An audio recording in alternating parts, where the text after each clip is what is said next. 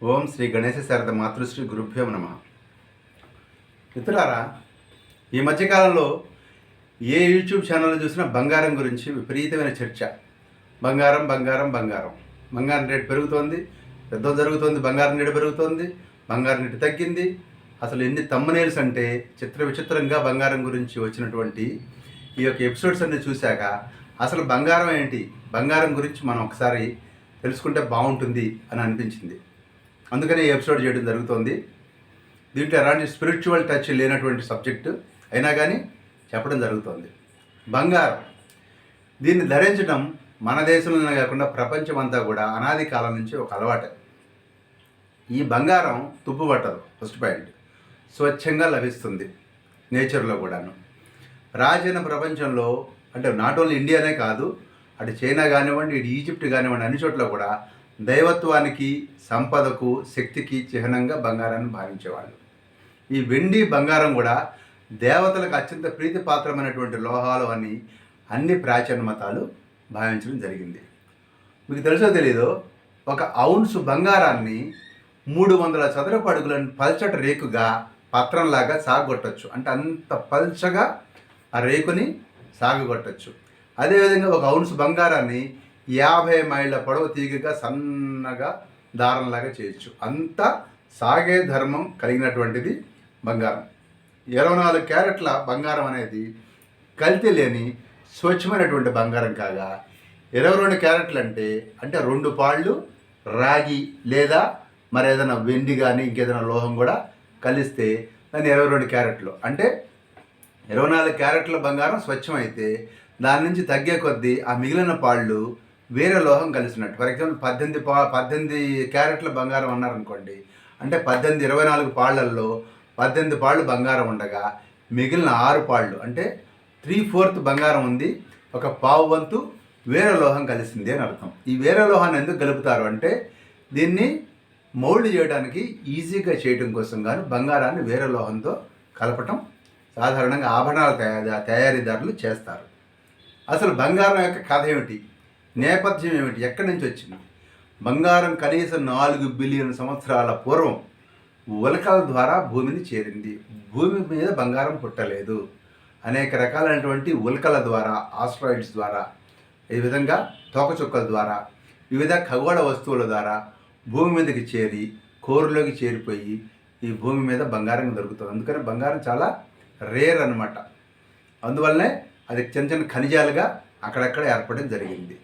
ఈ శిలాజాలు తవ్వేటువంటి నిపుణులు దాదాపు 40,000 ఏళ్ల క్రితం పాలియోలిథిక్ కాలానికి చెందినటువంటి మానవులు నివసించినటువంటి గుహల్లో ఈ బంగారపు మొక్కలు కనుగొన్నారు. అంటే అప్పట్లో బంగారం అనేది వాడుకలో ఉంది. 6,000 నుంచి 4,000 బీసీలో, అంటే క్రీస్తు పూర్వం 6,000 నుంచి క్రీస్తు పూర్వం 4,000 వరకు, ఆ 2,000 సంవత్సరాల మధ్యలో కూడా అటు మెసపటోమియా అంటే ఇరాన్, ఇరాక్ ప్రాంతంలోనూ, ఈజిప్ట్ ప్రాంతాలను కూడా బంగారం వాడినట్టుగా మనకి తెలుస్తోంది. ఈ బంగారము, వెండి కూడా ప్రాచీన మానవులు సహజ రూపంలో నదుల్లోనూ ఇసుకలో మెరిసేటువంటి మొక్కల రూపంలోనూ కనుక్కొని వాటిని వడగట్టి వెలికి తీసి వాడారు. గనుల తవ్వకం ఎప్పుడు ప్రారంభమైంది? మనం కేజీఎఫ్ సినిమా చూస్తాం. ఈ యొక్క కోలార్ గోల్డ్ ఫీల్డ్స్ ఇవన్నీ ఎట్లా ఈ యొక్క బంగారపు ఈ యొక్క గనుల తవ్వకము క్రీస్తు పూర్వం 3,000 సంవత్సరంలో ఈజిప్టు, రోముల్లో కూడా జరిగినట్టుగా చరిత్ర చెప్తూ ఉంది. ఈ పురాతనమైనటువంటి రోమన్లు ఈ బంగారం, వెండి మిశ్రమాలను వేడి చేసి సీసం సహాయంతో ఈ మలినాలన్నీ కూడా తొలగించి ప్యూరిఫై చేసేవాళ్ళు. ఈ యొక్క ప్రక్రియలో అనేక రకాలైనటువంటి ఆమ్లాలు వాడి శుద్ధి చేసేటువంటి వాళ్ళు. క్రీస్తు పూర్వం 3,000 నాటికి పురాతన ఈజిప్ట్లో ఫారోలు, దేవాలయ పూజారులు కూడా బంగారు ఆభరణాలు ధరించినట్లుగా చరిత్ర చెప్తోంది. అయితే ఆ కాలంలో ఈ యొక్క వస్తువులు కొనడానికి దానికి కూడా బార్లీని మాదక ద్రవ్యంగా వాడేవారు. అప్పట్లో బంగారం ఆ ప్లేస్లో లేదు, మారకమైనటువంటి వస్తువుగా. తర్వాత కాలంలో బంగారానికి ప్రాధాన్యత పెరిగింది. ఈజిప్టుల కాలంలో ఫారో రాజులు పరిపాలించేటువంటి కాలంలో బంగారాన్ని ఎగువ నైలు ప్రాంతంలోనూ, మధ్య తూర్పులో ఉన్నటువంటి ఎర్ర సముద్ర సమీప ప్రాంతంలోనూ, నూబియన్ ఎడారి ప్రాంతంలోనూ కూడా గనుల్లో నుంచి తవ్వి తీశారు ఈజిప్షియన్లు. అప్పుడు తగిన బంగారం దొరకని సందర్భంలో యెమెన్, దక్షిణాఫ్రికాల్లో కూడా అన్వేషణ కొనసాగించారు బంగారం కోసం. అదేవిధంగా క్రీస్తు పూర్వం 961 ప్రాంతంలో సోలోమన్ రాజుల కాలంలో ఈ సౌదీ అరేబియాలో ఉన్నటువంటి మహద్ అద్ తాహాబ్ అనేటువంటి ప్రాంతంలో గనుల నుంచి బంగారము, వెండి, రాగి ఖనిజాలు తవ్వి వాటిని వాడినట్లుగా కూడా చరిత్ర చెప్తోంది. మొట్టమొదటిసారిగా పశ్చిమ టర్కీకి చెందినటువంటి లైడియాలో ఈ బంగారాన్ని ధనంగాను నాణ్యంగాను వాడారు. ఇదంతా క్రీస్తుపూర్వం 700 సంవత్సరం నాటి మాట. అదేవిధంగా పురాతన నాగరికత కాలంలో చేతి వృత్తుల తర్వాత అలంకారం చేసేటువంటి కళాకారులు కూడా దేవాలయాల్లో కూడా రాజవంశీయుల సమాధుల్లోనూ కూడా అద్భుతంగా బంగారంతో అలంకారాలు చేసేవాళ్ళు. ఇదంతా బాగానే ఉందండి, ప్రపంచం అంతా చెప్పారు. మరి మన దేశంలో బంగారం ఎప్పుడు మొదలైంది అంటే, మన దేశంలో మొదటిగా సింధు నాగరికులు ఈ యొక్క బంగారం వాడినట్టుగా చెప్తారు. అంటే క్రీస్తుపూర్వం 3300 ప్రాంతంలోనే ఈ మొహంజదారో, హరప్ప, లోధాలు, ధోలవేరా ప్రాంతంలో ఈ బంగారు ఆభరణాలు, ముద్రలు, నిష్కా అంటారు వాటిని, కనుక్కోవడం జరిగింది. అదేవిధంగా క్రీస్తుపూర్వం 2600 నుంచి 1900 మధ్యలో హరప్పా ప్రజలు ఈ బంగారు ముక్కలను నది ఇసుకల్లో, సింధు నది, సరస్వతి నది ప్రాంతంలో ఈ బంగారం దొరికేది. ప్యానింగ్ పద్ధతి అంటారు. ఆ పద్ధతిలో వెలికితీశారు. వేదాల్లో దీన్ని హిరణ్యం అని పిలిచారు. ఋగ్వేదంలో కూడా ఈ బంగారాన్ని ఋగ్వేద కాలంలో దేవతలకు సమర్పణలుగా వాడినట్లుగా చరిత్ర చెప్తూ ఉంది. ఇక మన దేశంలో ప్రాచీనమైనటువంటి గనులు కర్ణాటకలో కానివ్వండి, మనం కోలార్ గోల్డ్ ఫీల్డ్స్ అంటాం కదా, చెప్పాను కదా, కేజీఎఫ్. అదేవిధంగా ఆంధ్రదేశంలో ఉన్నటువంటి రామగిరి, ఒడిశాలో ఉన్నటువంటి హింసాగర్, ఇలాంటి ప్రాంతాల్లో పురాతనమైనటువంటి బంగారు గనులకు ఆధారాలు ఉన్నాయి. ఈ మెసపటేమియా నుంచి వాణిజ్యం కారణంగా మనం ఎంతో బంగారాన్ని పొందడం జరిగింది. ఆ విధంగా పొందిన బంగారంతో అద్భుతమైనటువంటి ఆభరణాల తయారీ పరిశ్రమలు ఇవన్నీ కూడా భారతదేశంలో అభివృద్ధి చెందాయి. అదేవిధంగా డెల్మార్ అనేటువంటి శాస్త్రవేత్త ఏ హిస్టరీ ఆఫ్ ప్రీషియస్ మెటల్స్ అనేటువంటి దాంట్లో రాసిన ప్రకారము సింధు నది జన్మస్థానం వద్ద 2 దీవులు ఉన్నాయట, క్రిజే, అగీరే అని. అక్కడ మట్టిలో అంతా కూడా బంగారు, వెండి రేణువులు లభిస్తాయి అని కూడా ఆయన పేర్కొనడం జరిగింది. ఇక ఋగ్వేదంలో ఉన్నటువంటి 6వ మండలంలో 61వ సూక్తంలో 7వ మంత్రంలో ఈ సింధు నదిని, సరస్వతి నదిని కూడా హిరణ్యవర్తని అని పిలిచారు. అంటే అక్కడ బంగారం దొరుకుతుంది అని కూడా ఋగ్వేదం చెప్పడం జరుగుతుంది. ఇక రామాయణము, భారతము, భాగవతము, రఘువంశము, కుమార సంభవం లాంటి గ్రంథాలు బంగారాన్ని గురించి, వెండి గురించి చాలా ఎక్కువగా ప్రస్తావించడం జరిగింది. ఈ బంగారం ఉపయోగం గురించి అథర్వణ వేదము, రసతరంగిణి, రసాయన సారము, శుక్రనీతి, అశ్వలాయన, మనుస్మృతి అనేటువంటి గ్రంథాల్లో అనేక వివరాలు ఈ యొక్క బంగారం గురించి ఉపయోగాలు కూడా చెప్పడం జరిగింది. అథర్వణ వేదంలో మనకి హిరణ్య భస్మ రూపంలో వైద్య ఔషధంగా బంగారం గురించి, అదేవిధంగా రాజుల అలంకారాల్లో వాడటం గురించి కూడా అథర్వణ వేదం చెప్తూ ఉంది. అదేవిధంగా బంగారం ధరించడం వలన శక్తి, ఆయుష్ పెరుగుతాయని కూడా అథర్వణ వేదం చెప్తోంది. ఆధునిక తాంత్రిక మతాలన్నీ కూడా ఈ పురాతన సూక్తాల నుంచే, అథర్వణ వేదం నుంచే ఉద్భవించడం జరిగింది. వీటిల్లో కూడా బంగారం గురించినటువంటి అనేక రకాలైనటువంటి వివరాలు ఉన్నాయి. రసరత్న సముచ్చయం అనేటువంటి గ్రంథంలో కూడా బంగారంతో చేసేటువంటి అనేక వైద్య విధానాల గురించి చెప్పడం జరిగింది. ఈ బంగారం ధరించినట్లయితే ఒక రకమైన తేజస్సు కలుగుతుంది. ఇది మనిషి శరీర ఉష్ణోగ్రతను కూడా నియంత్రిస్తుంది. ఒక వ్యక్తికి చిల్స్ అంటారు కదా, ఈ చిల్స్ ఉన్న నైట్ స్వెట్, రాత్రిపూట చెమటలు పోసి తలంతా కూడా తడిసిపోయి బాధపడుతూ ఉంటారు. అంటే శరీరంలో ఈ టెంపరేచర్ కంట్రోలింగ్ సిస్టమ్ డ్యామేజ్ అయింది, సరిగ్గా పనిచేయట్లేదని అర్థం. ఇలాంటి వాళ్ళకి బంగారం కనుక ధరించినట్లయితే వారి శరీర ఉష్ణోగ్రత సమతుల్య స్థితికి చేరుది, ఈ చిల్స్ పోతాయి. అదేవిధంగా ఈ నైట్ స్వెట్ అనేటువంటి బాధ నుంచి ఉపశమనం కలుగుతుంది అని ఆయుర్వేదం చెప్తోంది. అందువల్లనే బంగారాన్ని స్త్రీ పురుషులందరూ కూడా విధిగా తప్పనిసరిగా ధరించేటువంటి వాళ్ళు. ఆయుర్వేదంలో బంగారం భస్మ రూపంలో ఆర్థరైటిస్కి, రుమటిజంకి, రుమటాయిడ్ ఆర్థరైటిస్కి, మధుమేహం అంటే షుగర్కి, అలాగే వాపుల యొక్క చికిత్సకు కూడా ఈ బంగారాన్ని వాడతారు. యాంటీ ఇన్ఫ్లమేటరీ, అదేవిధంగా యాంటీ మైక్రోబయల్ గుణాలు, ఈ రోగనిరోధక శక్తిని పెంచడానికి ఈ యొక్క బంగారం ఎంతో ఉపయోగం. ప్రాచీన చైనా, గ్రీసు వైద్యంలో కూడా జీవశక్తి పెంచేందుకు గాను ఈ బంగారాన్ని వాడేవాళ్ళు. బలం లేని వ్యక్తులందరికీ కూడా ఆహారంలో వేడివేడి ఆహారం మీద పల్చని బంగారు రేఖలు వేసి అవి కరిగిపోయిన తర్వాత ఆ ఆహారం కొన్నాళ్ళ పాటు వాళ్ళ చేత తినిపించేవాళ్ళు. పర్మనెంట్గా కాదు, కొన్నాళ్ళ పాటు. ఇప్పటికీ కూడా చైనాలో అన్నం వండే పాత్రల్లో బంగారం మనం కాయిన్ వేసి వండేటువంటి విధానం ఇప్పటికీ కూడా ఉంది. పెద్ద పెద్ద హోటల్స్లో కూడా ఈ గోల్డ్ అనేది సపరేట్గా డిష్గా అనమాట, అంటే ఆహారం మీద ఈ పల్చటి బంగారపు రేఖ వేసి వండి వార్చడం అనేది అనేక హోటల్స్లో ఇప్పటికీ ఉంది. చరక సంహితలో స్వర్ణ భస్మము అనేటువంటి మాట ఉందన్నమాట. క్రీస్తుపూర్వం 1500 సంవత్సరంలో ప్రాంతంలోనే ఈ యొక్క స్వర్ణాన్ని అనేక రకాల రోగాలకి, ముఖ్యంగా క్షయవ్యాధికి, రక్తహీనతకి, దగ్గు, బలహీనత, అలాగే వంధ్యత్వం, సంతానాన్ని సమస్యలు ఉన్నప్పుడు దానికి, కండర క్షీణతకి, వీటన్నిటికీ కూడా ఈ స్వర్ణ భస్మ చికిత్సను వచ్చేసేవాళ్ళు. రసశాస్త్రంలో కూడా దాని శుద్ధీకరణకు అనేక రకమైనటువంటి పద్ధతులు వివరించడం జరిగింది. ఈ సుశ్రుత సంహిత, అష్టాంగ హృదయం, వీటిల్లో కూడా మన క్రీస్తుపూర్వం 1000 సంవత్సరాల నాటిదనమాట. దాంట్లో కూడా శస్త్రచికిత్సల తర్వాత గాయాల నయం కావడానికి, వాపు తగ్గించడానికి కూడా స్వర్ణ భస్మాన్ని వాడేవాళ్ళు. అష్టాంగ హృదయం ప్రకారం ఇది క్రీస్తు శకం 400 సంవత్సరాలు రాయబడింది. దీని ప్రకారం మన యొక్క రోగ నిరోధక శక్తిని పెంచడానికి, అదేవిధంగా జీవశక్తిని సమతుల్యం చేయడానికి, అంటే ఓజో శక్తి పెంచడానికి కూడా ఈ యొక్క బంగారాన్ని వాడటం జరిగింది. ఇక రసశాస్త్రంలో రసరత్నాకరం, రసార్ణవంలో కూడాను స్వర్ణ భస్మ తయారీ పద్ధతులు వివరించడం జరిగింది. ఇది దీర్ఘాయుషుకు ఎంతో ఉపయోగపడతాయి ఈ బంగారం అనేది కూడా చెప్పడం జరిగింది. ఈనాటికి కూడా ఆధునిక సర్జరీల్లో కూడా, క్యాన్సర్ చికిత్సల్లో, గర్భాశయ క్యాన్సర్ విషయంలో కూడా బంగారం ప్రాధాన్యత చాలా ఎక్కువగా ఉంటుంది.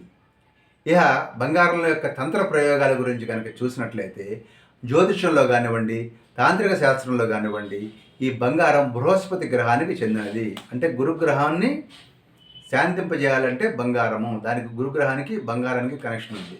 చంద్రగ్రహానికి వెండికి కనెక్షన్ ఉందన్నమాట. ఈ విధంగా బంగారం కనుక ఎక్కువ ధరించినట్లయితే గురుగ్రహం యొక్క సానుకూలత మన మీద పడుతుంది అని పెద్దలు చెప్తూ ఉంటారు. ఆత్మవిశ్వాసము, ఆనందము, అదృష్టము ఇవన్నీ పెరుగుతాయి బంగారం ధరించినట్లయితే అని చెప్తారు. మధ్యయుగాల్లో పాదరస నుంచి బంగారం తయారు చేసేటువంటి పరస్సు వేది అనేటువంటి విద్య కోసం అనేక మంది తమ జీవితాలని ధారపోస్తారు. దాన్ని ఆల్కెమీ అంటారనమాట ఆ రోజుల్లో. ఈ నమ్మకాలన్నీ పారద్రోలే ఉద్దేశంతో ఆ తర్వాత కాలంలో ఆల్కెమీ పేరు మార్చి కెమిస్ట్రీ అన్నారు. ఇప్పటికి కూడా దాదాపుగా 2 లక్షల టన్నుల బంగారాన్ని గనుల నుంచి ప్రపంచవ్యాప్తంగా వెలికితీయడం జరిగింది. ప్రస్తుతం లభిస్తున్నటువంటి బంగారంలో 50% బంగారాల ఆభరణాలకి, 40% బంగారాన్ని పెట్టుబడి కింద, 10% బంగారాన్ని నాణ్యాల తయారీకి, ఇతర పారిశ్రామిక ఉత్పత్తుల తయారీకి వాడుతూ ఉన్నారు. కేవలం వెండి మాత్రమే కలపబడినటువంటి ఈ యొక్క 14 క్యారెట్లు, 18 క్యారెట్ల బంగారము ఆకుపచ్చ, పసుపు రంగులో కలిసినట్లుగా ఉంటుంది. దీన్ని పచ్చ బంగారం అంటారు. ఇక తెల్ల బంగారు మిశ్రమ లోహంలో నికెల్ లేదా పల్లాడియం కలుపుతారు. దీనివల్ల మనకి 18 క్యారెట్ల బంగారం వెండిలాగా కొంచెం కనపడుతూ ఉంటుంది. ఇక ఈ బంగారంలో క్షయీకరణను నిరోధించేటువంటి గుణం ఉన్నందువలన దీన్ని కంప్యూటర్, ఎలక్ట్రికల్ పరికరాల్లో కనెక్టర్లుగా వాడటం జరుగుతుంది. వరల్డ్ గోల్డ్ కౌన్సిల్ యొక్క అనాలిసిస్ ప్రకారము ఒక సెల్ ఫోన్లో కనీసం 50 మిల్లీగ్రాముల బంగారం ఉపయోగించబడేటువంటి అవకాశం ఉంది. ఈ బంగారానికి పరారుణ కిరణాలను ప్రతిబింబింపజేసేటువంటి శక్తి కూడా ఉంది. అందుకే దీన్ని అంతరిక్ష ప్రయాణికులు, వ్యోమగాముల యొక్క దుస్తుల తయారీలో ఈ యొక్క పరారుణ కిరణాలను మనకి నిరోధించేటువంటి ఫలకంగా ఈ బంగారాన్ని ఉపయోగించడం జరుగుతుంది. ఈ బంగారాన్ని పూతపోయటము, లేపనం చేయడాన్ని కూడా తాపడం అంటారు కదా మనం, దాన్ని గోల్డ్ ఫిల్లింగ్ అంటారనమాట. అంటే పల్చగా బంగారం పూత కలిగినటువంటి ఇత్తడి లేదా వెండి ఆభరణాలను రోల్డ్ గోల్డ్ ఆభరణాలు అంటారు. రోల్డ్ గోల్డ్ ఆభరణాలని జనరల్గా ఎలక్ట్రోప్లేటింగ్ విధానాల్లో చేస్తూ ఉంటారు. అయితే కొంచెం ఎక్కువ మందం, అంటే 0.18 మైక్రోమీటర్ మందం కలిగినటువంటి బంగారం పూత కలిగినటువంటి వాటినే ఎలక్ట్రోప్లేటెడ్ అంటారనమాట. అంతకంటే తక్కువ కనుక ఉన్నట్లయితే గోల్డ్ ఫ్లాష్డ్ అంటారు. ఈ విధంగా అదేవిధంగా బంగారపు దారాలను కూడా ఎంబ్రాయిడరీ దుస్తుల కోసం కూడా వాడుతూ ఉంటారు. అదేవిధంగా ఆహారంలో E175 అనేటువంటి బంగారాన్ని కూడా వాడటం జరుగుతుంది. మనం బంగారం గురించి ఇంతసేపు చెప్పుకున్నాము, వెండి గురించి 2 మాటలు కూడా చెప్పుకుందాం. వెండి అనేది వేరే లోహాలతో కలిసి ఉంటుంది, బంగారంలాగా స్వచ్ఛంగా దొరకదు. మానవుడు బంగారం రాగి తర్వాత ఈ వెండినే ఇంపార్టెంట్గా తీసుకున్నాడు. పురాతనమైనటువంటి పరిశోధకుల ప్రకారం క్రీస్తు పూర్వం 3500 నాటికే ఈ వెండి ఆభరణాలు ఉన్నాయి. మన హిందూ దేవతల విగ్రహాలను కూడా వెండితో తయారు చేసి పూజిస్తారు. అదేవిధంగా దేవతల యొక్క సమస్తమైన కిట్ అర్చనాస్ పాత్రలన్నీ కూడా వెండితో చేస్తారనమాట. అలాగే బైబిల్లో కూడా కొన్ని విభాగాల్లో వెండి తయారు చేసేటువంటి పద్ధతుల గురించి వివరించడం జరిగింది. దీనికి సిల్వర్ అనే పేరు 12వ శతాబ్దిలో వచ్చిందనమాట. ఈ స్వచ్ఛమైన వెండి ఆభరణాలు ధరించినట్లయితే దేవతలతో మాట్లాడొచ్చు అని ప్రాచీన తంత్రవేత్తలు భావించారు. గ్రీకులు కూడా వెండికి చాలా ఇంపార్టెన్స్ ఇచ్చాయి. వెండి కడియాలు, వెండి కంకణాలు కూడా ధరిస్తే క్షుద్రత శక్తుల నుంచి అవి రక్షిస్తాయి అని చాలా ప్రగాఢంగా నమ్ముతారు. రోమన్లు వెండి పాత్రల్లో ద్రాక్ష సారాన్ని నిల్వ చేసేవాళ్ళు. అందువల్ల అది చాలా కాలం పాడు కాకుండా ఉండేది. అదేవిధంగా రోమన్ సైనికులు వాటర్ ట్యాంకుల్లో కూడా వెండి నాణాలు లోపల వేసేవాళ్ళు అనమాట. అంటే బ్యాక్టీరియా సంహారానికి ఉపయోగపడుతుంది, ఆ నీరు ఎంతో ఆరోగ్యానికి మేలు చేస్తుంది అని చెప్పని వారు భావించారు. ఈ విధంగా చెప్పుకున్నట్లయితే బంగారం ధరలని ముఖ్యంగా ప్రభావితం చేసేటువంటి అంశాలు వడ్డీ రేట్లు కానివ్వండి, యుఎస్ డాలర్ యొక్క బలంగా ఉంటే ఆ బంగారం ధరలు తగ్గుతాయి, డాలర్ బలమైనప్పుడల్లా బంగారం ధర పెరుగుతుంది. అదేవిధంగా ఫెడరల్ రిజర్వ్ వంటి కేంద్ర బ్యాంకులు వడ్డీ రేట్లు పెంచితే బంగారం రేట్లు తగ్గుతాయి, వడ్డీ రేట్లు తగ్గితే బంగారం రేటు పెరుగుతుంది. అదేవిధంగా ప్రపంచంలో ఉన్నటువంటి యుద్ధాలు, ఆర్థిక సంక్షోభాలు, రాజకీయ అస్థిరత ఇవన్నీ పెరిగినప్పుడు మనకి ప్రజలు సేఫ్ ఇన్వెస్ట్మెంట్ కింద బంగారంలో పెట్టుబడి పెడతారు. అప్పుడు సప్లై డిమాండ్ ఆధారంగా ధరలు పెరిగేటువంటి అవకాశం ఉంటుంది. ఇన్ఫ్లేషన్ ఎక్కువైనప్పుడు కూడా బంగారం ధర పెరిగేటువంటి అవకాశం ఉంటుంది. ఇవన్నీ మనం గమనించుకోవాలి. భారతదేశం ప్రపంచంలోనే అత్యధికంగా బంగారం దిగుమతి చేసేటువంటి దేశము. ప్రతి సంవత్సరం కూడా 900 టన్నులు బంగారాన్ని మనం దిగుమతి చేసుకుంటున్నాము. అందువల్లనే భారత ప్రధాని కూడాను మీరు ఎట్టి పరిస్థితుల్లో కూడా బంగారం ఒక సంవత్సరం పాటు కొనడం ఆపమన్న కారణం ఏంటంటే ఈ 900 టన్నులు ప్రతి సంవత్సరం మనం కనుక దిగుమతి చేసుకుంటే దానికి సంబంధించినటువంటి విదేశీ మారక ద్రవ్యాన్ని మనం ఖర్చు పెట్టాల్సినటువంటి అవసరం ఉంటుంది. అయితే 2040 నాటికి ఈ యొక్క బంగారం రేటు దాదాపుగా 300 రెట్లు చేరుకునేటువంటి అవకాశం ఉందని కూడా చెప్తూ ఉంటారు. మీరు బంగారంలో ఇన్వెస్ట్ చేయాలనుకున్నట్లయితే సిస్టమేటిక్ ఇన్వెస్ట్మెంట్ ప్లాన్ లాంటిగా చిన్నగా బంగారంలో ఇన్వెస్ట్ చేయటం లేదా అట్లాంటి ప్లాన్స్లో ఇన్వెస్ట్ చేయటం మంచిది. ఒక్కసారిగా డబ్బు పెట్టుబడిగా పెట్టొద్దని చెప్పిన కూడా చాలామంది ఎక్స్పర్ట్స్ చెప్తూ ఉన్నారు. 10-15% మించి ఈ పోర్ట్ఫోలియోలో బంగారంలో కూడా ఉంచుకోవటం మంచిది కాదు. అన్ని ఎగ్స్ కూడా ఒక బాస్కెట్లో పెట్టొద్దని చెప్తుంటారు కదా, ఆ విధంగా అనమాట. ఏదైనా కానీ అది సేఫ్ ఎసెట్టే కానీ ఫాస్ట్ గ్రోత్ అయితే కాదని చెప్పి ఎక్స్పర్ట్స్ చెప్తూ ఉన్నారు. ఏదైనా కానీ బంగారం బంగారమే. స్వస్తి.